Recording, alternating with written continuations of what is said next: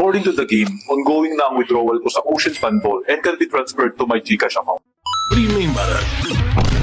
Sa video ito, malalaman mo lahat ng dapat mong malaman sa Ocean Fun Ball. Yeah, baby! Nga pala, namimigay pala ng GCash giveaway ang ating channel. Mag-like, mag-subscribe at mag-comment lang kung bakit kayo ang dapat manalo ng ating GCash giveaway. So, paano pa gumawa ng AI robot sa Taskade? Shut up and take my money. Una sa lahat, according to Play Store description, ang Taskade can turn ideas into action with Taskade AI, and it can automate tasks and work done in unified space, your second brain. What do you mean by that? Ano ba talaga ang ibig sabihin nito? Kapag na-open mo ang Taskade, makikita mo ang AI bot ko. Now, ipapakita ko sa iyo kung paano gumawa ng robot dito sa Taskade with these easy steps. Una natin gagawin para makapag-create tayo ng AI robot. Click natin yung Taskade. At dito makikita natin yung AI agent na tab. Click lang natin yan. At sa baba naman may makikita kayong button dyan na may tsurang robot. Click lang din natin yan. So dito ilalagay natin yung title ng ating AI. Ocean Fun Ball AI or robot. AI robot. Yan. Then, create na natin siya. So pwede natin siya lagyan ng picture. Okay. So bigyan natin siya ng picture ng Taskade. Ayan, pero Ocean Fun Ball ang gagamitin natin. To automate my earnings in Ocean Fun Ball. So, yun yung instruction niya. Alright. Save natin.